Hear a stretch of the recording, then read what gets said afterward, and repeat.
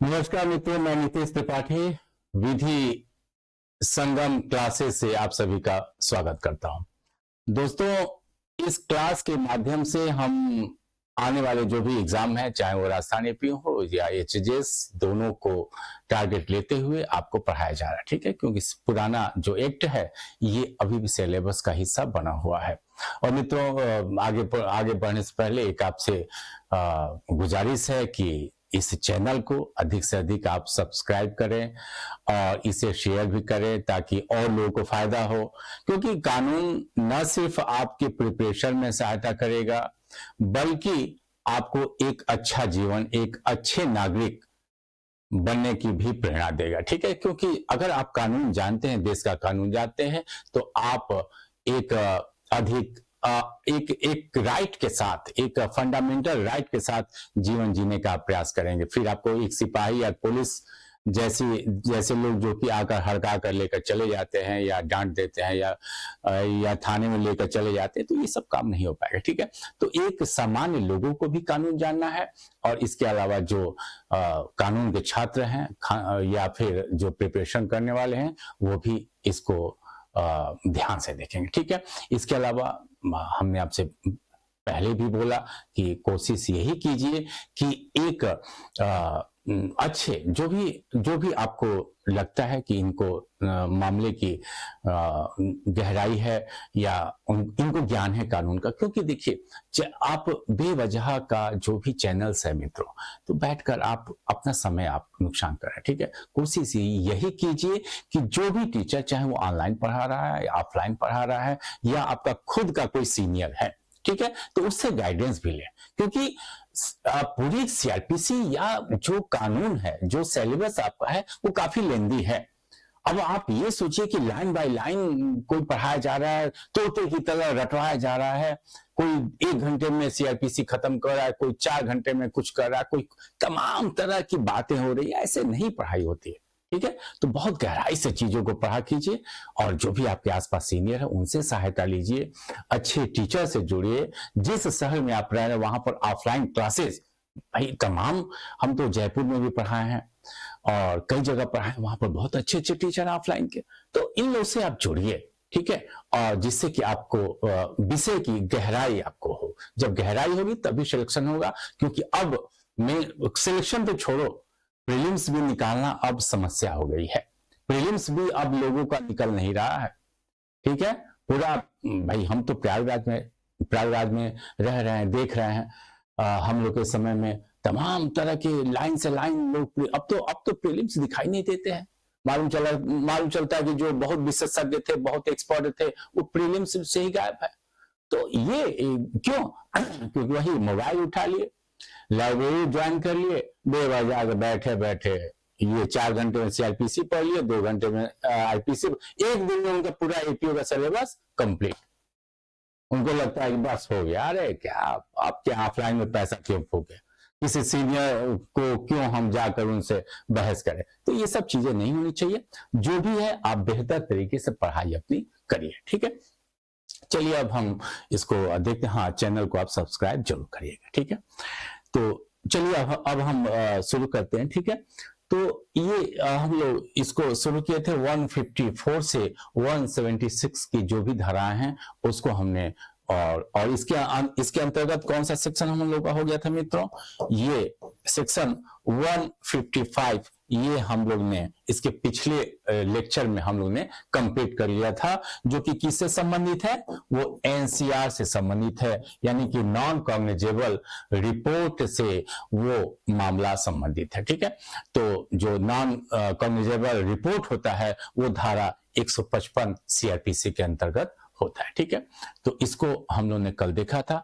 अब आते हैं मेन बात। तो देखिए, एनसीआर की बात हो गई थी। ठीक, अध्याय 12 के संदर्भ में एक बात इस वजह से हमने यहाँ पर इसको राउंड किया है कि इसको आप दिमाग में रखिएगा कि जो भी इंपॉर्टेंट है चैप्टर, जो भी इंपॉर्टेंट चैप्टर है, तो वो चैप्टर नंबर भी आता है। ठीक है, कि वो अध्याय, जैसे पुलिस को इत्तिला या पुलिस की अन्वेषण की शक्तियां किस अध्याय में दिया गया है, किस चैप्टर में उसको प्रावधानित किया गया है, ये भी आपसे क्वेश्चन पूछे जा रहे हैं। ठीक है, तो इसको अध्याय 12 एकदम जुबान पर रखिएगा। अध्याय 12 में क्या दिया है ये भी आपसे पूछा जाता है, ठीक है। अध्याय 12 में क्या है, तो हाँ, अध्याय 12 में पुलिस को इत्तिला और अन्वेषण की शक्तियां दोनों प्रावधानित है, दोनों दिए गए हैं, ठीक है। तो ऑप्शन में आ सकता है कि क्या केवल इत्तिला दिया गया है, केवल अन्वेषण है, या दोनों दिया गया, तो यस दोनों दिया गया, ठीक है। किस अध्याय में दिया, अध्याय 12, 10, 11, 9, 10 ऐसा आपको विकल्प दे देगा।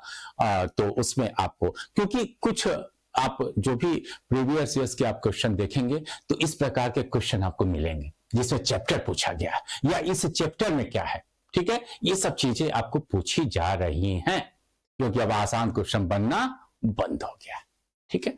तो बेहतर तरीके से पढ़ाई कीजिए तभी आपका सिलेक्शन होगा, नहीं तो प्री भी नहीं निकलेगा और बिना मतलब का आप सपने में डूबे रहेंगे और चैनल और रील आप देखते रह जाएंगे, ठीक है। इस वजह से अच्छे तरीके से पढ़ाई कीजिए, गहराई से पढ़ाई कीजिए। चलिए, तो 154 हमने छुड़वाया था क्योंकि 155 सोचे कि एक ही सेक्शन है, उसको इसके पहले वाली वीडियो में हमने निपटा दिया था। 154 देखते हैं। तो इसमें क्या है, कॉग्निजेबल केस या मामले की क्या इत्तिला, इंफॉर्मेशन, ठीक है।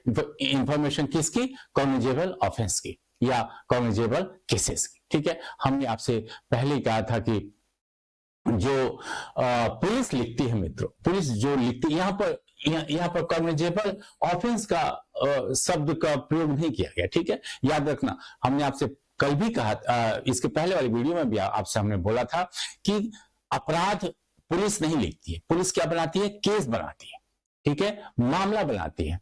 अगर ये भी आ गया कि क्या 154 में संज्ञेय अपराधों की इत्तिला है कि संज्ञेय मामलों की, ये भी आपसे क्वेश्चन पूछा जा सकता है। तो यस, संज्ञेय मामलों की, क्योंकि पुलिस जो है वो एफआईआर में केस दर्ज करती है, न कि अपराध दर्ज करती है, ठीक है। और केस में एक या एक से अधिक अपराध हो सकते हैं, ठीक है।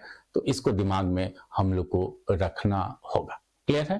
तो संज्ञेय मामलों में संज्ञेय अपराध किए जाने से संबंधित प्रत्येक इत्तिला यदि पुलिस थाने के भार साधक, हमने आपको पहले कहा था कि जो मित्रों एफआईआर लिखा जाता है तो वो हमेशा और हमेशा कहां लिखा जाता है, बोलिए, थाने में।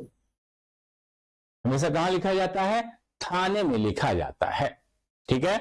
जहां भाई जिस भी आप स्टेट में रह रहे हैं वहां एक थाना होता है और जो थाने के अंदर छोटी छोटी जहां पर 1 स्टार और 1 सिपाही रहते हैं उसको चौकी बोला जाता है, ठीक है, चौकी, पुलिस चौकी। तो पुलिस चौकी में एफआईआर लिखवाने का कोई भी व्यवस्था नहीं है। एफआईआर लिखवाने का या लिखने का कोई भी व्यवस्था नहीं होता है। इसी वजह से पुलिस चौकी में एफआईआर नहीं लिखा जाता है, ठीक है। लिखा कहां जाता है, जो थाने होते हैं तो थानों में ही एफआईआर लिखा जाता है, ठीक है। पुलिस थाने के भार साधक अधिकारी जो एसएचओ महोदय रहते हैं वो एसएचओ महोदय क्या लिखेंगे, एफआईआर लिखते हैं, ठीक है। तो दिमाग में हमेशा रखना है कि चौकी में एफआईआर नहीं लिखा जाता, ठीक। क्यों नहीं लिखा जाता, ये भी आप क्वेश्चन पूछ सकते हैं। इस वजह से कि जब हम एक पेज लेते हैं, जब हम पुलिस अधिनियम, ठीक है, जब हम पुलिस अधिनियम, ये अधिनियम हम लोग कहां पर पढ़ते हैं, 1961, ठीक है। पुलिस अधिनियम 1961 की जो धारा है मित्रों, कौन सी धारा, ये धारा बस यहां पर दिमाग में रखना है, 44, ठीक है। पुलिस अधिनियम की धारा 44, ठीक है, इसको दिमाग में रखना है कि ये अधिनियम एपीओ में है, ठीक है। खासतौर से यूपी एपीओ में भी है, यूपी एपीओ में है और जगह भी है, क्योंकि एपीओ के पद के लिए ये योग्यता है कि पुलिस अधिनियम आपको जानना होगा, ठीक है। तो फिलहाल है ये। तो पुलिस अधिनियम 1961 की धारा के अंतर्गत ये प्रत्येक थानों में, ठीक है, जितने भी थाने हैं वहां पर एक रजिस्टर का रखा जाना क्या है, अनिवार्य है, रजिस्टर, ठीक है। ये रजिस्टर वहां पर रखा जाता है और ये रजिस्टर 2 प्रकार के होते हैं, ठीक है। ये रजिस्टर दो प्रकार के होते हैं, ठीक है। तो ये पहला रजिस्टर जो होता है वो संज्ञेय वाले होते हैं, संज्ञेय मामले के, ठीक है। और दूसरे प्रकार का जो रजिस्टर होता है वो किसके लिए होता है? असंज्ञेय, नॉन कॉग्निजेबल ऑफेंस के लिए, ठीक है, नॉन कॉग्निजेबल। तो दोनों मामले अलग अलग रजिस्टर में लिखा जाता है, जो किस अधिनियम के तहत? पुलिस अधिनियम 1961 के तहत उसकी जो धारा 44 है वो ऐसे रजिस्टर रखे जाने का क्या करती है? प्रोविजन करती है, ठीक है। तो उसके अंतर्गत जो भी रजिस्टर है, जैसा मामला आता है, जैसा केस आता है, उस अनुसार एसएचओ महोदय या तो खुद या उनके डायरेक्शन में जो भी, खासतौर से जो हमने आपसे कहा था कांस्टेबल से जो ऊपर रहते हैं मुनीम जी लोग, कांस्टेबल दीवान जी सॉरी, तो दीवान जी लोग जो कांस्टेबल से ऊपर के पद रहते हैं या 1 स्टार जो रहते हैं एएसआई, तो वो लोग, सब इंस्पेक्टर लोग, तो वो लोग इस एफआईआर को या एनसीआर को, ठीक है, एफआईआर का अर्थ क्या है? संज्ञेय मामलों की रिपोर्ट। एफआईआर का अर्थ ये है संज्ञेय मामलों की रिपोर्ट, क्लियर। और असंज्ञेय मामले के रिपोर्ट को क्या साधारण भाषा में हम लोग कहते हैं? एनसीआर। आम बोलचाल की भाषा में एनसीआर बोला जाता है, ठीक है। असंज्ञेय रिपोर्ट को एनसीआर बोला जाता है और ऐसे संज्ञेय मामले के रिपोर्ट को एफआईआर बोला जाता है, प्रथम सूचना रिपोर्ट बोली जाती है, ठीक है। तो इसको एक दिमाग में हम लोग को रखना है, ठीक है, कि कहां पर कैसे रजिस्टर, और इस रजिस्टर को कभी कभी चिक रजिस्टर भी बोला जाता है, ठीक है। सामान्य आम बोलचाल में इस रजिस्टर को क्या बोला जाता है? चिक रजिस्टर, ठीक है, इसे चिक रजिस्टर भी बोला जाता है, ठीक है मित्रों। तो एक तो रजिस्टर ये होता है जो कि वहां पर रखी जाती है, और दूसरा रजिस्टर क्या होता है? जैसे कि आप जब एफआईआर लिखवाते हैं या एनसीआर लिखवाते हैं, तो उस स्थिति में जो भी रिपोर्ट है, जो भी आप चाहे ओरली बोलें या मौखिक बोलें, एक एक चीजें इन रजिस्टरों में क्या रहता है? फिर से यहां पर लिखा जाता है इन रजिस्टरों में, ठीक है। जो भी जैसे मामले हैं इन दोनों रजिस्टरों में अलग अलग लिखा जाता है। उसके बाद जब पुलिस अन्वेषण करती है तो एक अलग डायरी बनती है, ठीक है, जिसे केस डायरी आप कहते हैं। केस डायरी, जनरल डायरी, रोजाना मचा, यानी कि जो महोदय हैं जो कि अन्वेषण करते हैं, ठीक है, तो रोज रोज क्या क्या मच रहा है, ठीक है, तो उस रजिस्टर का नाम क्या है? रोजाना मचा या केस डायरी, सामान्य लोग उसे केस डायरी बोलते हैं। तो उस केस डायरी में भी इस एफआईआर की मेन बातें, यानी कि इसका सारांश, इसकी समरी लिखी जाएगी एफआईआर की, और इसके अलावा अन्वेषण महोदय उससे जहां जहां जाएंगे, जो चाहे 161 का बयान हो, चाहे जो भी वो देख रहे हैं, सुन रहे हैं अन्वेषण के दौरान, सब कुछ उस डायरी में क्या करेंगे? वो नोट डाउन करते जाएंगे, ठीक है। तो वो केस डायरी का बहुत ही महत्व है, जो कि धारा 172, ठीक है, केस डायरी का प्रयोग कहां पर किया गया है? तो ये तो रजिस्टर देख लिया कि इस अधिनियम के तहत रखा गया है, लेकिन जो केस डायरी होता है, जो केस डायरी, ठीक है, इसे हम सामान्य तौर पर क्या क्या कहते हैं? सामान्य डायरी भी बोलते हैं, सामान्य डायरी, ठीक है, या इसे हम बोलते हैं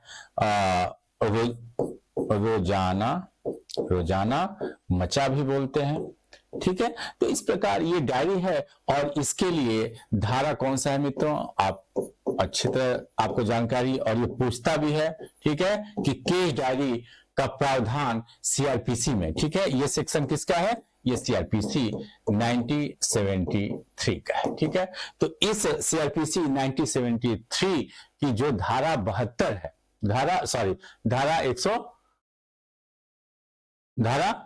172, ठीक है, तो धारा 172 के तहत ये प्रावधान किया गया है। क्लियर है मित्रों? धारा 172 नहीं है, बल्कि मात्र क्या है? यस, 172, ठीक है। तो 172 के अंतर्गत ये प्रावधान किए गए हैं। क्लियर है?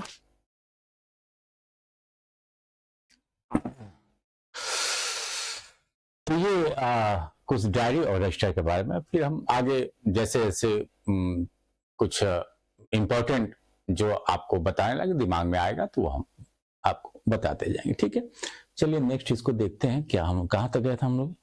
हाँ नहीं, पहले 154 ही अभी पूरा नहीं हुआ था, ठीक है।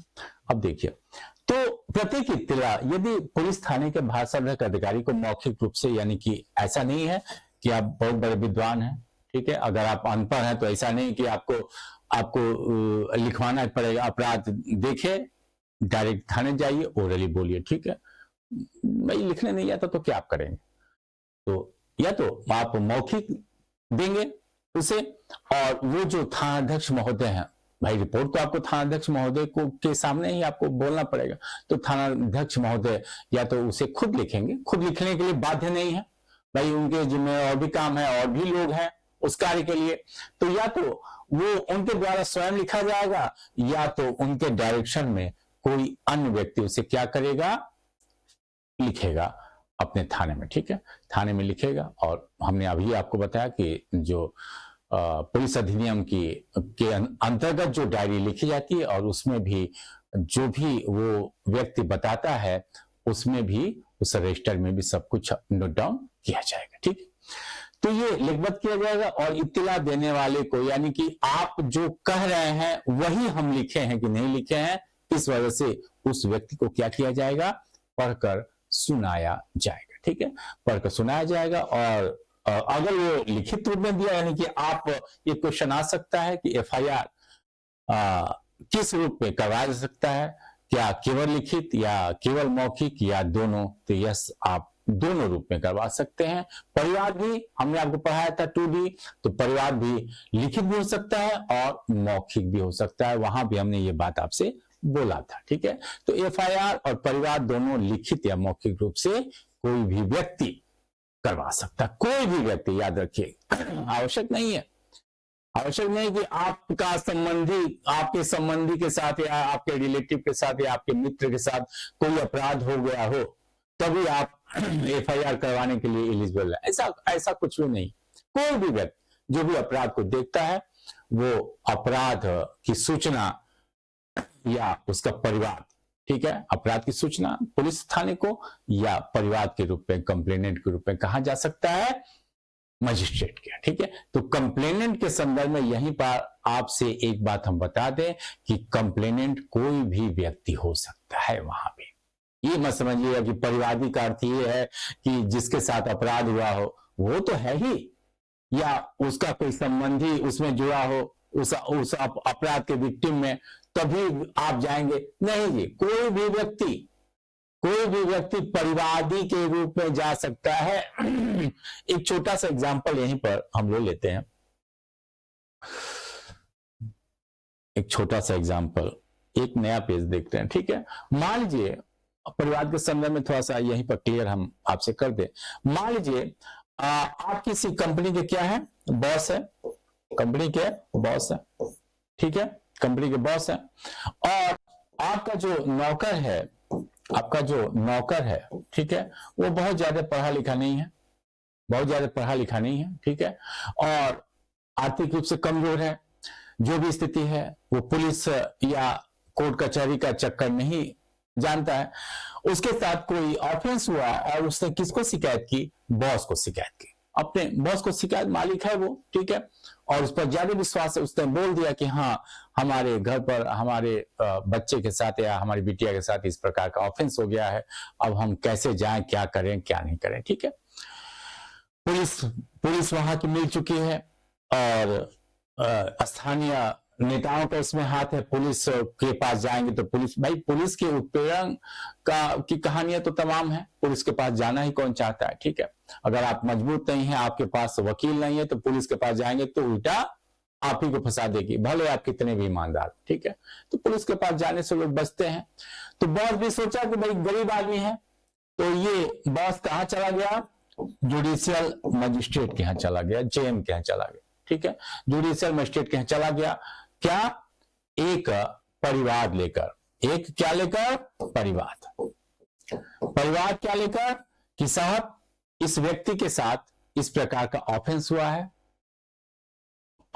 ठीक है। ये शिकायत लेकर कहां चला गया, जेएम के यहां।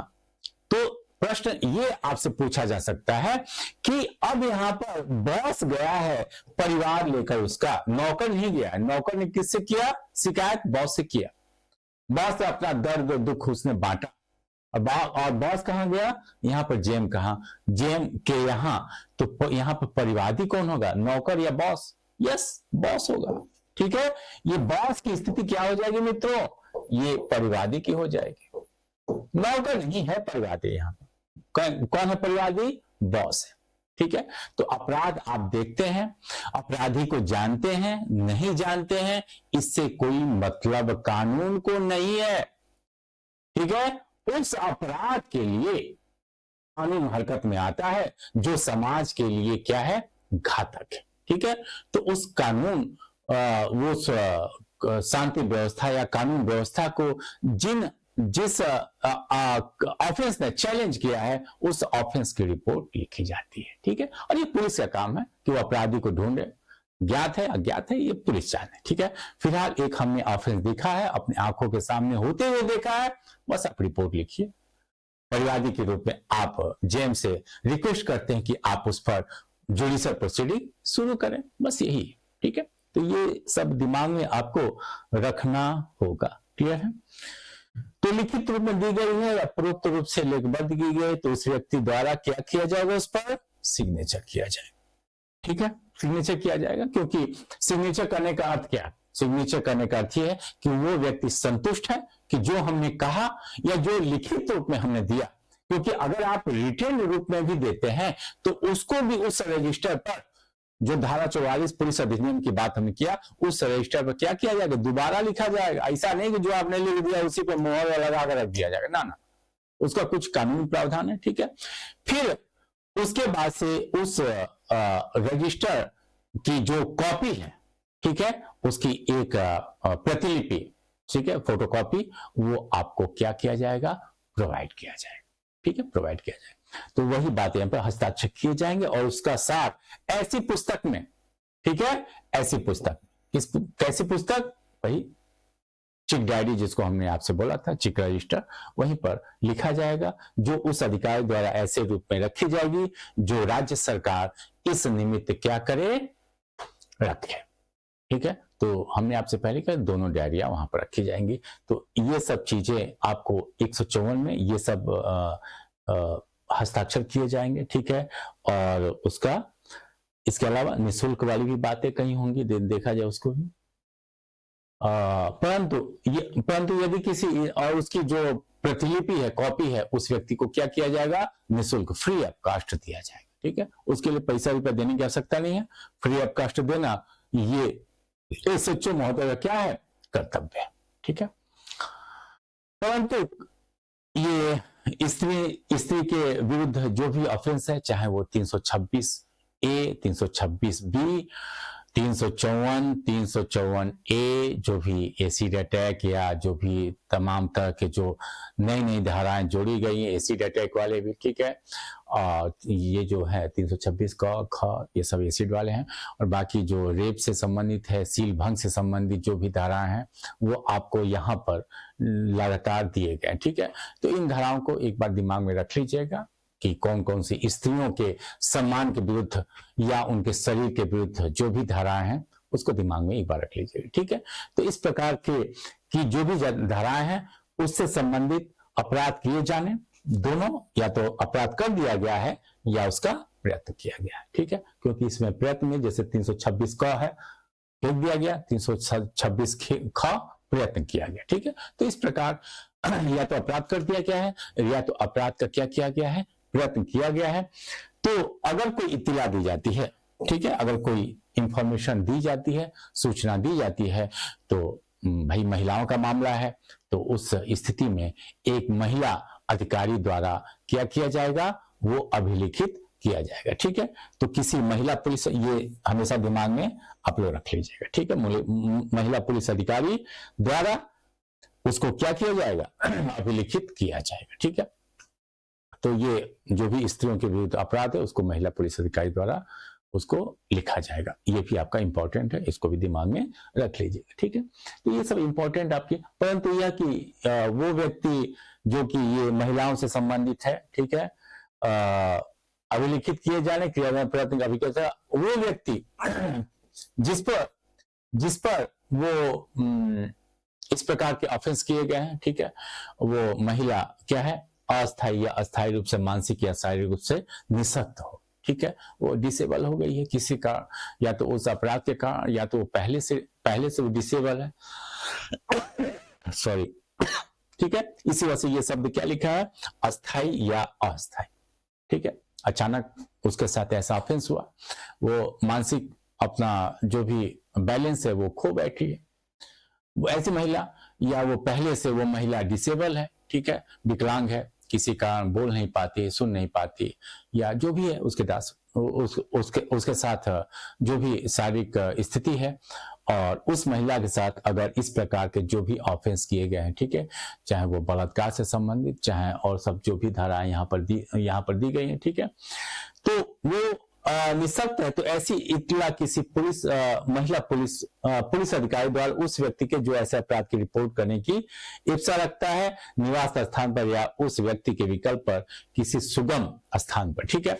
तो इस प्रकार बलात्कार वाली और बाकी ये सब जितनी धाराएं आपको दी गई हैं लाइन से, ठीक है, इन यानी महिलाओं के शारीरिक जो हमले हुए हैं, तो उनसे संबंधित या रेप से संबंधित जो भी धाराएं हैं, अगर ऐसा कोई अटैक हुआ है और वो महिला अस्थायी रूप से या अस्थायी रूप से क्या हो गई है, डिसेबल हो गई है, वो डिसेबिलिटी की शिकार हो गई है, तो उस स्थिति में कोशिश यही किया जाएगा कि उस महिला, ठीक है, वो महिला जहां पर रहती है, जहां पर उसका निवास स्थान है, या उस व्यक्ति के विकल्प पर किसी सुगम स्थान, यानी जो व्यक्ति चाहता है कि इसकी रिपोर्ट की जाए, ठीक है, तो या तो वो महिला जहां पर रह रही है उसके निवास स्थान पर लिखा जाएगा ऐसी रिपोर्ट, उस महिला को थाने, एक तो खुद वो डिस्टर्ब हो गई है या आने में असमर्थ है किसी कारण, तो कोशिश यही किया जाएगा कि आप जाइए थाने में, वहां की महिला पुलिस आपके साथ आएगी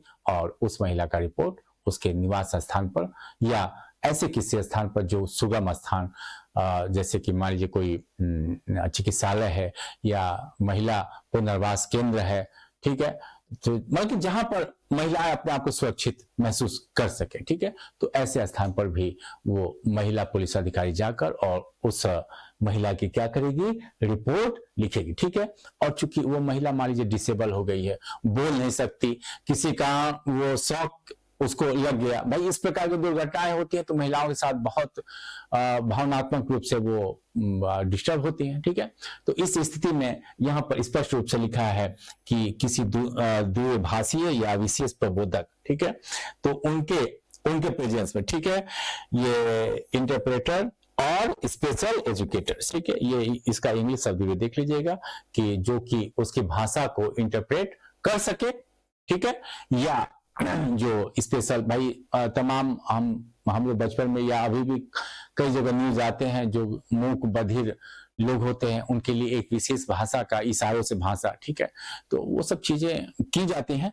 तो जो इस प्रकार के जो स्पेशलिस्ट होते हैं, एजुकेटर होते हैं, उनकी उपस्थिति में, ठीक है, ये काम किया जाएगा, ये रिपोर्ट लिखा जाएगा, क्योंकि महिला क्या कहना चाहती है ये भी तो बात है, ठीक है। मान लीजिए वो महिला गूंगी है, बोल नहीं पाती है, इशारों में बोल रही है, ऐसे ऐसे बोल रही है, और तो एक सामान्य व्यक्ति तो समझ नहीं पाएगा, लेकिन जो उन इशारों को समझने वाला एक्सपर्ट रहेगा वो इस बात को जान जाएगा कि हाँ, ये इशारों से ये महिला क्या कहना चाहती है, ठीक है। तो इसी वजह से इनके उपस्थिति में ही ये काम किया जाए, क्लियर है। तो ये सब जो भी आपको हम बता रहे हैं ये इंपॉर्टेंट है, ठीक है। तो ये इंपॉर्टेंट समझकर इसे दिमाग में रखिएगा, ठीक है। और इसके अलावा जो भी इत्तला दी गई है, ठीक है, जो भी इत्तला दी गई है किसके संदर्भ में, जो ये डिसेबल महिला है या डिसेबिलिटी की शिकार हो चुकी है, चाहे वो परमानेंट या टेम्पररी, ठीक है, कोई भी स्थिति में, तो जब वो इत्तला लिखा जाएगा तो उसकी एक वीडियो फिल्म भी शूट की जाएगी। वीडियो फिल्म शूट करने का उद्देश्य सिर्फ ये रहता है कि मान लीजिए जो भी स्पेशल एजुकेटर है या जो भी व्यक्ति वहां पर स्पेशल व्यक्ति जो उस महिला की रिपोर्ट को समझने या उसकी भाषा को समझने के लिए नियुक्त किए गए हैं, क्या वो सही है कि गलत है। ये हो सकता है वो स्पेशलिस्ट है, तो हो सकता है कि उससे गलतियों की संभावना हो, तो इस वजह से वीडियोग्राफी एक कर रख लिया जाता है ताकि उसकी सच्चाई में कहीं भी शक शुबा ना हो। ठीक है, ये इसमें यहाँ पर वीडियोग्राफी, ठीक है, ये सिर्फ डिसेबल महिलाओं के लिए ये प्रावधान किया गया कि एक वीडियोग्राफी भी उसकी कराई जाए। ठीक है मित्रों, इसके अलावा पुलिस अधिकारी द्वारा धारा 164 की उपधारा 5 क के खंड क के अधीन किसी न्यायिक मजिस्ट्रेट द्वारा उस व्यक्ति का कथन यथा संभव शीघ्र क्या किया जाएगा, अभिलिखित किया जाएगा। धारा 164 के अंतर्गत मित्रों क्या क्या दिया गया है, उसके अंतर्गत व्यक्ति का एक तो कन्फेशन है जो कि अपराधी करता है। ठीक है, अपराधी को अभिलिखित किया जाना, उसका रिकॉर्ड किया जाना कि उसने कन्फेशन किया है कि नहीं किया है, उसके लिए प्रावधान है। और दूसरा स्टेटमेंट यानी कथन। ठीक है, तो चूंकि इस प्रकार की जो महिलाएं होती हैं उनको बार बार तंग किया जाना भी उचित नहीं है, क्योंकि भाई एक तो समाज के पुरुषवादी मानसिकता की शिकार हुई है, और तो इस वजह से उनका जो भी बयान है, जो भी उनका स्टेटमेंट है, वो यथाशीघ्र पुलिस अधिकारी तुरंत का तुरंत उसे क्या करवाएगा, बोलिए, अभिलिखित करवा देगा। ठीक, अभिलिखित करवाएगा। क्लियर, तो ये यहां पर हो जाएगा। और यहां पर स्पष्ट रूप से है, यहां ही आपको बता दें, अगर 164 के अंतर्गत उस महिला का बयान लिखा जा चुका है तो याद रखिएगा वो क्या हो जाएगा, एग्जामिनेशन इन चीफ हो जाएगा, वो मुख्य परीक्षा। हाँ जी, ये जो अभिलिखित है ये मुख्य परीक्षा एग्जामिनेशन इन चीफ के बराबर होगा। ठीक है, मुख्य परीक्षा के बराबर होगा। अगर वो महिला कोर्ट में आती है तो फिर से वो उसका एग्जामिनेशन इन चीफ नहीं लिया जाएगा, यानी कि मुख्य परीक्षा नहीं ली जाएगी उसकी। अब जो भी होगा इसी बयान का क्या होगा, क्रॉस एग्जामिनेशन होगा। ठीक है, तो ये जो स्टेटमेंट है ये मुख्य परीक्षा के बराबर होगा। क्लियर है, अब इसका दोबारा मुख्य परीक्षा कोर्ट में नहीं लिया जाएगा, डायरेक्ट क्या होगा, इसी कथन के आधार पर उसका क्रॉस एग्जामिनेशन लिया जाएगा। ठीक है, तो इक्विवेलेंट है ये मुख्य परीक्षा के बराबर। उपधारा के अधीन अभिलिखित इत्तला की पहले कहा था कि ये तत्काल क्या दे दिया जाएगा, इनको फ्री ऑफ कास्ट, जो भी इत्तला लिखवाने वाले व्यक्ति हैं उनको फ्री ऑफ कास्ट दे दिया जाएगा। भैया लो, ये तुम इत्तला लिखवाने आए थे, ये आप इत्तला अपना पकड़ो। ठीक है, तो ये इसकी कुछ इंपॉर्टेंट बातें हैं। नेक्स्ट देखते हैं। कोई व्यक्ति जो किसी पुलिस थाने के भारसाधक अधिकारी के उपधारा 1 में निर्दिष्ट इत्तला को इनकार कर देता है। भाई पुलिस अधिकारी है, राजा है, थाने का मालिक है, कह दे भाग जाओ, पैसा रुपया ना देना ना, और ऊपर से एमएलए से आपका केस है, कुछ नहीं हम लिखेंगे, भाग जाओ तुम यहाँ से। ठीक है भाई, पुलिस भी दबाव में काम करती है और करना भी चाहिए। ठीक है तो ये कोई व्यक्ति जो पुलिस थाने के भारसाधक अधिकारी को उपधारा 1 में निर्दिष्ट इत्तला को इनकार कर देता है, लिखने से इनकार करता है, तो व्यथित व्यक्ति क्या करेगा, हमने पहले कहा व्यथित व्यक्ति परिवादी के रूप में जाए। ठीक है, लेकिन उससे और भी ज्यादा विश्वास है पुलिस अधिकारी पर, तो कोई बात नहीं, परिवादी के रूप में नहीं जाना चाहते, पुलिस पर ही टिके रहिए, तो अब उसका क्या करेगा, वो इत्तला का सार लिखित रूप से, ये सब शब्द को दिमाग में रख लीजिए। ठीक है, इत्तला का सार लिखित रूप से डाक द्वारा खुद पर मत पहुंच जाइएगा, नहीं तो एसपी महोदय वहीं से आपको जेल भेज देंगे। ठीक है, एसपी है भाई, वो भी जब थानाध्यक्ष इतना बड़ा आदमी होकर ये इनकार कर देता है तो एसपी है। ठीक है, तो एसपी साहब के सम्मान का ख्याल करते हुए उन्हें बाय पोस्ट आप जो भी आप व्यथित हैं, जो भी आपने ऑफेंस देखा है, उसको आप बताते हुए क्या करिए, बाय पोस्ट कर दीजिए उस जिले के, किसी भी जिले के नहीं। ठीक है, उस जिले के एसपी महोदय को आप भेज सकते हैं। ठीक है, और एसपी महोदय को समाधान हो जाता है कि ये जो कम्युनिकेबल ऑफेंस जो ये डाक आया है इसके फैक्ट को वो देखेंगे, अगर उन्हें लगता है कि इसके द्वारा कोई कॉग्निजेबल ऑफेंस का होना महसूस होता है, तय होता है, तब तो आगे बढ़ाएंगे। नॉन कॉग्निजेबल है तो फाड़ कर फेंक देंगे, कोई आवश्यकता उनको नहीं। ठीक है, तो यहाँ पर उनको ये श्योर करना होगा कि ये जो पत्र है वो उसके फैक्ट संज्ञेय अपराध से ही संबंधित हैं। ये दिमाग में आपको रखना है। ठीक है, संज्ञेय अपराध से संबंधित है तो या तो स्वयं भाई वरिष्ठ अधिकारी हैं, वरिष्ठ अधिकारी भी क्या कर सकता है, अन्वेषण कर सकता है। ठीक है, किसके अंतर्गत, सीआरपीसी के अंतर्गत भी। इसके अलावा क्योंकि वरिष्ठ पुलिस अधिकारियों की शक्तियां भी हम लोग पढ़ेंगे। ठीक है, तो वरिष्ठ पुलिस अधिकारियों की शक्तियां इसमें भी है। इसके अलावा पुलिस अधिनियम 1961 के अंतर्गत भी ये शक्तियां दी गई हैं कि जो वरिष्ठ अधिकारी होता है, पुलिस थाने के प्रभारी का जो वरिष्ठ अधिकारी होता है, चाहे वो सीओ हो, सर्कल अफसर, या एसपी हो, या 3 स्टार जो कोतवाल महोदय होते हैं वो हो, ये लोग यानी इंस्पेक्टर रैंक जो होते हैं। ठीक है, तो ये लोग भी पुलिस थाने के प्रभारी की शक्तियां यानी कि उसके अन्वेषण की शक्तियों का प्रयोग कर सकते हैं। क्लियर है, तो ये शक्तियां उनको पहले से मिली हुई है।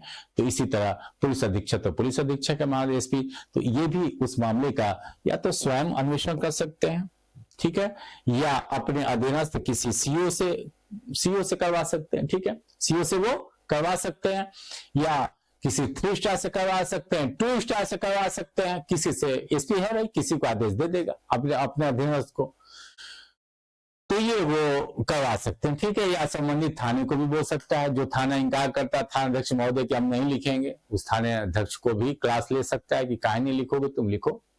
ठीक है, तो वो भी लिखने के लिए क्या हो जाएंगे, बाध्य हो जाएंगे, क्योंकि है वो कप्तान।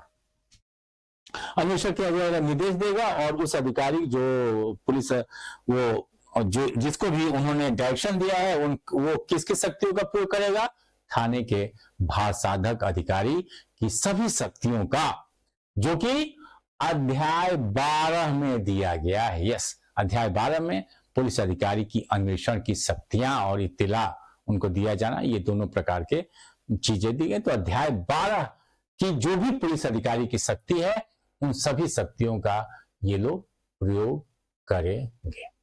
ठीक है मित्रों, तो ये कुछ इंपॉर्टेंट है जो कि दिमाग में आपको भर लेना है कि नहीं भैया काम सही है, यहीं से क्वेश्चन आए और आएंगे, मैं आपको दावा करता हूं। ठीक है, मुझे 1 घंटे के अंदर सीआरपीसी नहीं खत्म करना है, हमको पढ़ाना है। ठीक है, और ये भी आप ये दिमाग मत कि नीतीश सर पता नहीं कब खत्म नहीं, तुमको सिलेक्शन से मतलब है, सिलेक्शन लेना है। ठीक है, 2 वर्षीय 3 वर्षीय 5 वर्षीय योजना बनाओ, लेकिन सिलेक्शन लो। सिलेक्शन आज हो 5 साल बाद हो, बनोगे जज ही, उसमें ऊपर नीचे नहीं होता है। ठीक है, सिलेक्शन पा जाओगे, खानदान परिवार सबका नाम होगा, तुम्हारा भी नाम होगा। ठीक है, अविवाहित तो अच्छी खासी शादी हो जाएगी, बढ़िया दहेज मिल जाएगा। ठीक है, नहीं तो ऐसे ही बस और कोशिश यही करो। अभी तो कई आप जो भी बच्चे सेलेक्ट होते हैं उनको आप देखिए, ऐसा नहीं कि सिर्फ प्री के लिए आप पढ़ो कि अरे बस नीतीश सर का क्लास वोस नहीं लेना, सारिका मैम का नहीं लेना, हमें तो वही टिक वाला हमको लगाना है, टिके जा रहे हैं सब, एक उत्तर का है क्या पढ़ाई तुम कर रहे हो।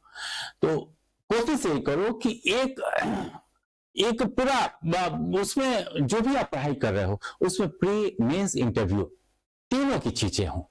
ठीक है, तीनों स्तर की तैयारी एक साथ करो, एक साथ, तो इससे आपका एक आत्मविश्वास भी रहेगा और प्री मेंस इंटरव्यू तीनों का अगर साथ में आप तैयारी कर रहे हैं तो आपके सिलेक्शन के चांस बेहतर हो जाए। क्योंकि प्री के बाद प्री का आपका एग्जाम होगा, प्री के लिए मान लीजिए जब भी विज्ञापन आएगा, चाहे जो भी एग्जाम होते हैं, तो लगभग 2 महीना 1.5 महीना मिलता है आपको कभी भी। और उसके बाद अगर मेंस है, भाई राजस्थान एपीओ में तो नहीं है मेंस, तो जहां भी मेंस है, और मेंस के लिए क्या, जब रिजल्ट आता है, रिजल्ट अब भाई ऑनलाइन का सिस्टम है तो 1 हफ्ते में 10 दिन में रिजल्ट आपको मिल जाता है। फिर उसके बाद से मुश्किल से 1.5 महीने 2 महीने आपको मौके मिलेंगे। और फाइट तो मेंस ही है, असली लड़ाई तो मेंस में। ठीक है, प्री में तो है ही, लेकिन मेंस की लड़ाई, क्योंकि मेंस में अच्छे नंबर आप उठा ले गए तो इंटरव्यू का कोई मेंबर अगर आपसे चिढ़ा हुआ है, आपका चेहरा मुहरा नहीं पसंद कर रहा है, उसे चिढ़ है, भले अब कम नंबर दे, मेंस में हमने मार्क्स उठा लिए, काम मेरा खत्म, अब जाओ, तुम हमको मिनिमम नंबर तो दोगे, इंटरव्यू में मिनिमम तो दोगे। अगर मेंस में आपने बढ़िया उठा ले गया तो फिर काम आपका बेहतर होगा और आप सिलेक्ट हो जाओ। ठीक है, तो सिलेक्शन के लिए ये सब योजनाएं बना कर चलो, और ये सब जो फालतू मोबाइल क्रांति के चक्कर में ज्यादा मत पड़ो। ठीक है, जो भी अच्छे लोग हैं, जो भी अच्छे ऑफलाइन हैं, या जो भी आपके सीनियर्स हैं, उनका साथ लो, अच्छे मित्रों का एक समूह बना लो। ठीक है, अच्छे मित्रों का, और आपस में डिस्कशन करो। कानून डिस्कशन से भी होता है। अकेले मोबाइल लेकर बैठ गए लाइब्रेरी में उल्लू की तरह पढ़े जा रहे हो, ऐसे नहीं होगा। ठीक है, एक अच्छा खासा 2-4 लोगों का मंडली बना लो, एक दूसरे को नोट्स वो करो, प्रोवाइड करो, बताओ, बहस करो, तब जाकर सिलेक्शन। तो सिलेक्शन का एक कुछ योजना बनाओ, तब जाकर सिलेक्शन होगा। ठीक है, चलिए,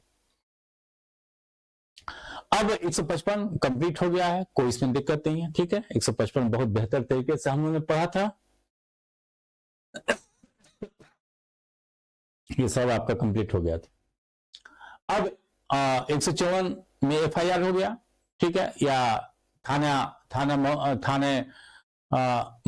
थानाध्यक्ष महोदय ने लिखने से इनकार कर दिया। कहां चला गया? एसपी महोदय ने अन्वेषण का आदेश दे दिया। ठीक है, या तो थानाध्यक्ष खुद करता है, या तो एसपी महोदय के निर्देश में जो भी अधिकारी अन्वेषण, भाई थानाध्यक्ष को ही सिर्फ अन्वेषण का राइट नहीं होता है, बल्कि कोई भी अधिकारी अन्वेषण कर सकता है, जिसे या तो थानाध्यक्ष महोदय नियुक्त करे, भाई आईओ थानाध्यक्ष महोदय भी हो सकते हैं, एसएचओ भी हो सकता है, या किसी अन्य अधिकारी को भी वो आईओ इंक्वायरी ऑफिसर नियुक्त कर सकता है। इसी तरह एसपी भी आईओ की नियुक्ति कर सकता है। ठीक है, तो आईओ साहब को काम मिल गया है।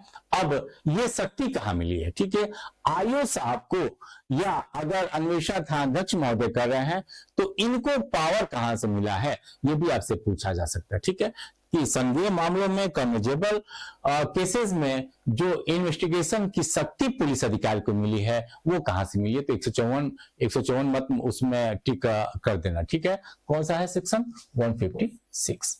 ठीक है, इंपॉर्टेंट है। ठीक है, कि संदेह मामलों अन्वेषण करने की पुलिस अधिकारी को शक्ति, पावर, ये कहां पर दिया गया है? 156। ठीक है, तो ये सब दिमाग में आपको रखना पड़ेगा, रखेंगे तब काम होगा। ठीक है, तो कोई पुलिस अधिकारी के भाषाधिक अधिकारी मजिस्ट्रेट के आदेश के बिना, यस, ये आपको इंपॉर्टेंट है। ठीक है, क्योंकि हमने आपको पहले कहा था कि संज्ञेय मामलों में, 3 वर्ष से ऊपर तक के मामलों में मजिस्ट्रेट के आदेश की आवश्यकता आपको नहीं है, क्योंकि मामला क्या है? संज्ञेय मामला है, संज्ञेय केसेस हैं, कम्युनिकेबल केसेस हैं। लेकिन असंज्ञेय में, याद कीजिए कल का 155 बहुत बेहतर तरीके से पढ़ा गया था। हाँ, उसमें बिना मजिस्ट्रेट के आदेश के पुलिस अधिकारी अन्वेषण नहीं कर सकता। हाँ, उसे वो अगर संबंधित थाने का मामला है तो वो रिपोर्ट लिखने के लिए क्या है? बाध्य है।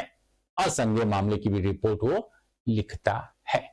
ठीक है, जिसे एनसीआर, साधारण बोलचाल की भाषा में, वकीलों की भाषा में एनसीआर कहा जाता है। क्लियर है? तो मजिस्ट्रेट के आदेश के बिना किसी ऐसे संज्ञेय मामलों का अन्वेषण कर सकता है जिसकी जांच या विचारण करने की, याद रखना, जांच और विचारण करने की शक्ति उस थाने की सीमाओं के अंदर किसी स्थानीय क्षेत्र पर अधिकार रहने वाले। अध्याय 13, याद रखिए यहां पर अध्याय 13, ठीक है, अध्याय 13 के उपबंधों के अधीन है। क्लियर है? तो यहां स्पष्ट रूप से लिखा गया है, स्पष्ट रूप से लिखा गया है कि जांच और विचारण की शक्ति जिन कोर्टों को है, जिन न्यायालयों का है, कौन से न्यायालय? उस थाने पर, उस थाने का जो जुरिडिक्शन है, उस जुरिडिक्शन पर हमने पहले भी कहा था कि थानों के जुरिडिक्शन पर जुडिशियली का भी, न्यायिक अधिकारियों का भी क्या रहता है? जुरिडिक्शन रहता है, क्षेत्राधिकार रहता है। ठीक है, तो जिस मजिस्ट्रेट का क्षेत्राधिकार है संबंधित, उस संबंधित थाने में, जिस थाने में रिपोर्ट लिखी गई है, जिस थाने का मामला है, ठीक है, तो वो मजिस्ट्रेट जांच और विचार करने की शक्ति, ठीक है। तो जांच और विचार यानी कि उस थाने के अंतर्गत जो भी अपराध हुए हैं उस अपराध की जांच और विचार जो मजिस्ट्रेट कर सकता है, उस मजिस्ट्रेट के आज्ञा के बिना पुलिस अधिकारी क्या कर सकता है, अन्वेषण कर सकता है, ठीक है। क्योंकि भाई पावर है इनको देखने का। अब इनका पावर कहाँ है वो हम आगे देखेंगे, ठीक है। जुडिशियल मजिस्ट्रेट का पावर जबरदस्त पावर है, 156 में ही दिया है, ठीक है। ऐसा नहीं है कि पुलिस अधिकारी दुनिया के तोप हुआ है। जुडिशियल मजिस्ट्रेट जो आप लोग बनेंगे, आपका पावर बहुत बड़ा पावर है, ठीक है। इनकी ऐसी तैसी नहीं लिखेंगे तुरंत, जाओ जी आओ, कहीं नहीं लिखोगे। अब देखो कैसे कैसे ये भाई साहब लिखेंगे, ठीक है। ऐसे किसी मामले में पुलिस अधिकारी किसी कार्रवाई को किसी भी प्रकरण में इस आधार पर प्रसंगत न किया जाएगा वह मामला ऐसा था जिसमें ऐसा अधिकारी इस धारा के अंदर अन्वेषण करने के लिए सशक्त नहीं था, ठीक है। अन्वेषण के लिए सशक्त नहीं था, ठीक है, ये शब्द लिखा है। यानी कि अगर एक बार अन्वेषण शुरू हो गया, याद रखना, एक बार इन्वेस्टिगेशन शुरू हो गया तो कोशिश यही किया जाता है कि बीच में मत रोको उसे। अन्वेषण शुरू हो गया, शुरू हो गया, थोड़ी बहुत अगर कहीं लीगलिटी में प्रश्न आ गया, ठीक है, जैसे मान लीजिए 2 थानों के बीच का कोई बॉर्डर है, वहां पर कोई लॉस है, भाई ज्यादातर डेड बॉडी जब सीमाओं में 2 थानाओं की सीमाओं में पड़ती है तो पुलिस अधिकारी उसको लात से मारकर दूसरे थाने में दूसरा वाला इधर कर देता है कि तुम जानो भाई, उन्हें अन्वेषण करना पड़ जाएगा। मेहनत क्यों करेगा वो, उसको तो पेट फुला के बैठना है थाने में, ठीक है, थाने में बैठना है, तो वो क्यों चाहेगा कि मामला उसके थाने में आए। एक तो बदनामी भी है कि तुम्हारे थाने में कानून व्यवस्था सही नहीं है, डेड बॉडी पड़ी हुई पाई गई, एसपी अलग क्लास लेगा और बाकी जुडिशरी तो क्लास लेगा। इसके अलावा इन्हें मेहनत करना पड़ेगा कि बॉडी कहां से आई, ठीक है। तो अगर इस प्रकार का कोई बॉडी किसी थाने के सीमाओं में है और थोड़ा बहुत मामला दाएं बाएं है तो किसी और थाने ने ले लिया, उसका बगल वाले एक थाना लेने से तो वो धक्का मार को उधर कर दिया, तो कहा कि चलो भैया हम ही करते हैं, ठीक है। तो इस आधार पर प्रश्नगत नहीं किया जाए कि बॉडी किसी अन्य थाने में थी और ये महोदय उसका अन्वेषण करने लगे। अगर वो अन्वेषण सही दिशा में जा रहा है, सही डायरेक्शन में जा रहा है तो आप करने दो, ठीक है।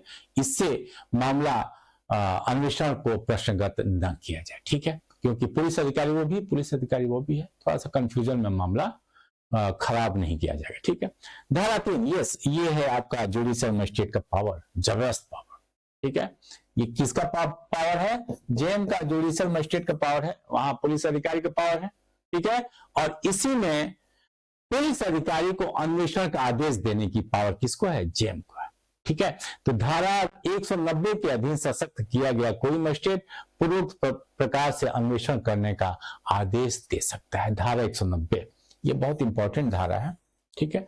धारा 190 के अंतर्गत मजिस्ट्रेट मामले का क्या लेता है, कॉग्निजेंस लेता है वो, ठीक है।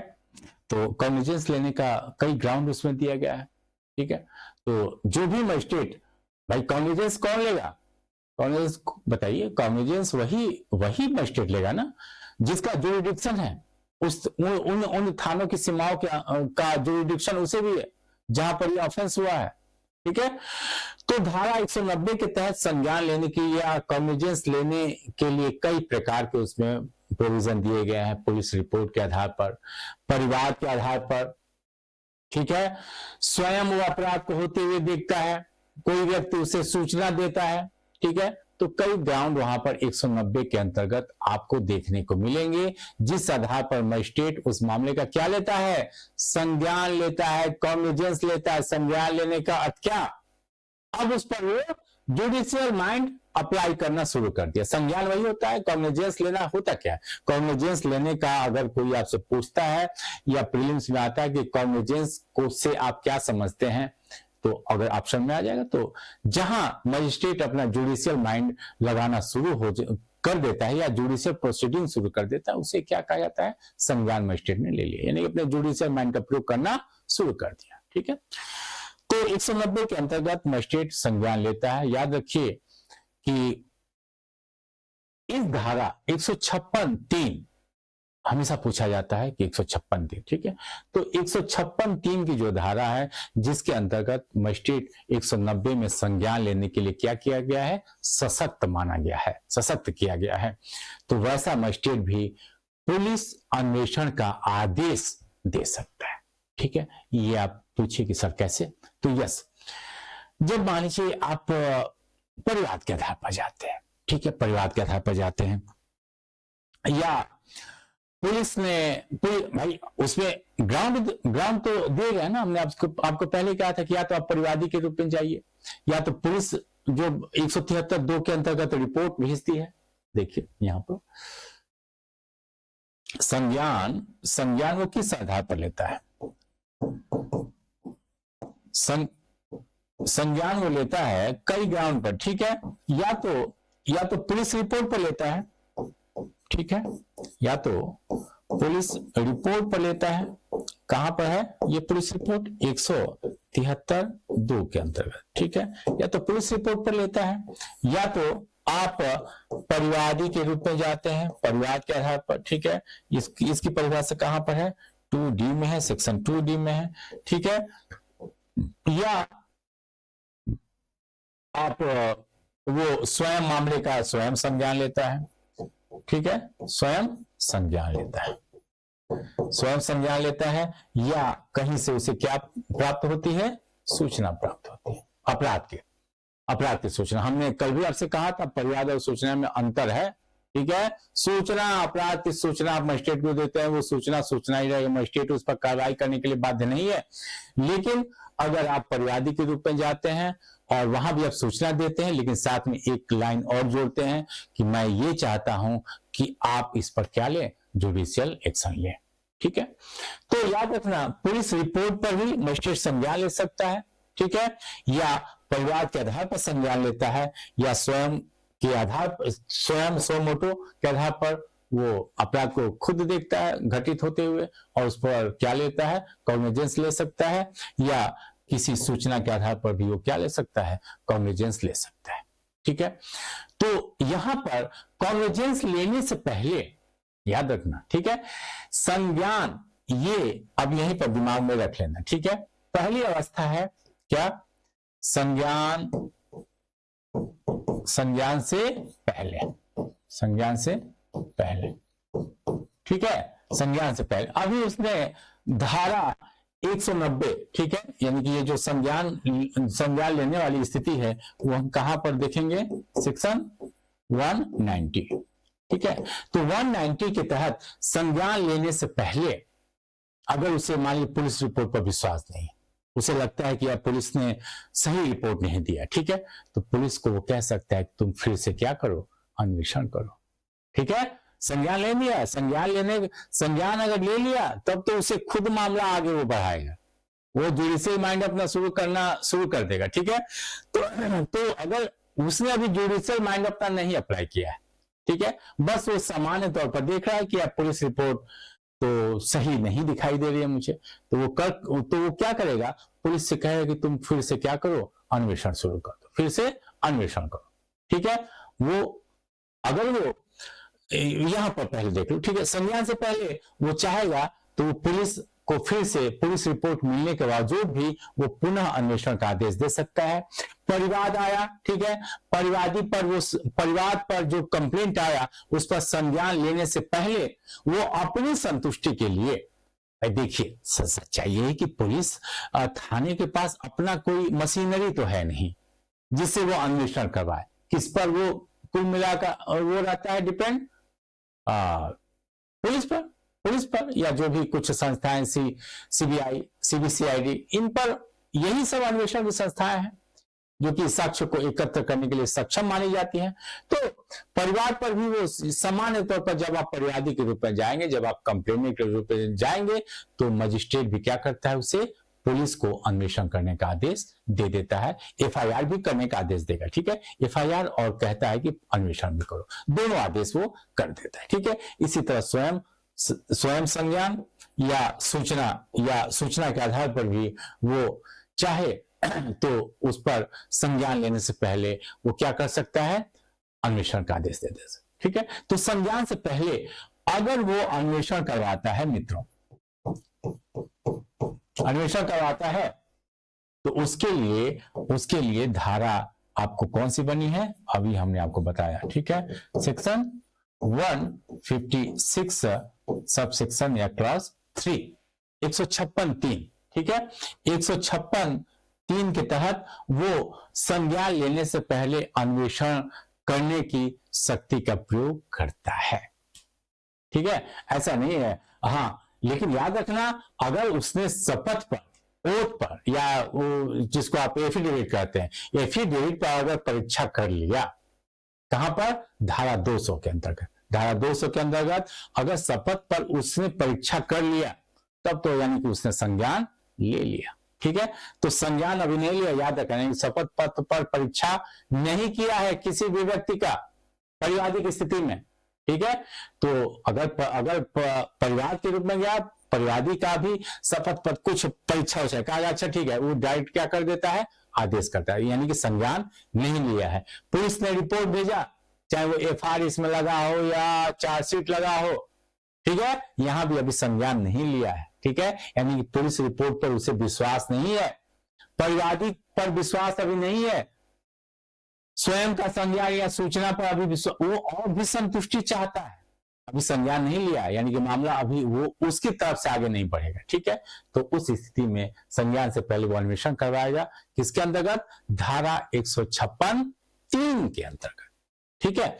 और यहीं पर थोड़ा सा लिख लीजिए, अगर उसने संज्ञान ले लिया है, संज्ञान क्या कर लिया है, ले लिया है, अगर संज्ञान ले लिया मित्रों, ठीक है, तो इसके लिए धारा अलग है, इसके लिए सेक्शन कौन सा है, सेक्शन 202, जो कि हम लोग आगे पढ़ेंगे, ठीक है।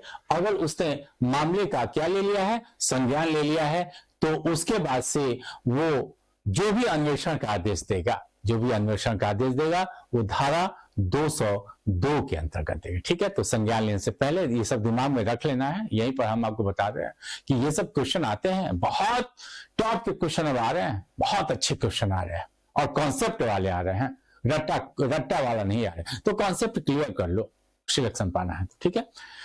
तो संज्ञान ले लिया, तो धारा 202 के अंतर्गत वो क्या कराएगा, अन्वेषण करा सकता है, लेकिन याद रखना, वहां संज्ञान लेने से पहले जो अन्वेषण करा 156(3) में, तो जो पुलिस रिपोर्ट दी जाएगी, पुलिस रिपोर्ट दी जाएगी, वो इस फॉर्म में रहेगा, 173(2) के फॉर्मेट में आएगा, यानी कि वो क्या कहलाएगा, पुलिस रिपोर्ट कहलाएगा, ठीक है। और अगर 202 के अंतर्गत वो पुलिस अधिकारी को अन्वेषण का आदेश देता है, तो वो इस फॉर्मेट में वो पुलिस रिपोर्ट नहीं कही जाएगी, ठीक है। वो अन्वेषण का रिपोर्ट या एक साधारण रिपोर्ट कही जाएगी, ठीक है। लेकिन पुलिस रिपोर्ट तभी कही जाएगी जब धारा 156(3) के तहत कहता है, 202 के तहत अगर अन्वेषण का आदेश देता है, तो वो 173 क्लास 2 के अर्थों में पुलिस रिपोर्ट नहीं कही जाएगी, ठीक है। तो ये धारा 156 बहुत ही इंपॉर्टेंट है, ये भी आपको दिमाग में रखना है, ठीक है। बाकी 157 से आगे की धाराएं, क्योंकि बड़े बड़े हैं सेक्शन, लेकिन इंपॉर्टेंट है, ये चैप्टर बहुत इंपॉर्टेंट, चाहे प्री मेंस इवन इंटरव्यू में इसी से क्वेश्चन पूछे जाते हैं, ठीक है, इसी से क्वेश्चन पूछे जाते हैं। तो बहुत ध्यान से और पढ़ाई को बहुत बढ़िया से पढ़ा कीजिए, ठीक है। और इस चैनल को सब्सक्राइब करें ताकि कुछ और लोग बढ़ें, ठीक है। मुझे भी अच्छा लगेगा कि अधिक से अधिक संख्या हमारे चैनल पर है, तो और बेहतर क्लास, मुझे भी प्रोत्साहन, भाई कोई भी आदमी काम करता है तो प्रोत्साहन के लिए करता है, पैसा मिले, पैसे की बहुत ज्यादा नहीं है, लेकिन हाँ प्रोत्साहन मिलना चाहिए कि हाँ चलिए भाई टीचर पढ़ा रहे हैं, ठीक है। तो थोड़ा सा उसको आप कोशिश कीजिए। अब ये नहीं कि जितने दुनिया के गालीबाज हैं, जितने नाचने गाने वाले हैं, कोई अपने चैनल पर ब्लू फिल्म ही चला दे रहा है, कोई कपड़ा उतार दे रहा है, कोई डांस कर रहा है, कोई क्या है, तमाम तरह की सब बातें चले, तो उसको मिलियन में लोग सब्सक्राइबर उनके हो गए हैं, क्या करेंगे, दुनिया है। तो आप तो कम से कम पढ़े लिखे हैं, ठीक है, पढ़े लिखे हैं, तो चैनल को सब्सक्राइब करें, क्योंकि यहाँ पर फालतू बातें नहीं है। आपको एक सभ्य नागरिक जज जज बनाया जा रहा है, एक अच्छी कानून की शिक्षा दी जा रही है। ठीक है मित्रों, तो अधिक से अधिक इसको सब्सक्राइब करें। इसी के साथ आज का जो लेक्चर है वो यहीं पर हम समाप्त करने की आगे आपसे चाहते हैं। ठीक है, हमारी बातों को बहुत ध्यान से आपने सुना, इसके लिए बहुत बहुत धन्यवाद।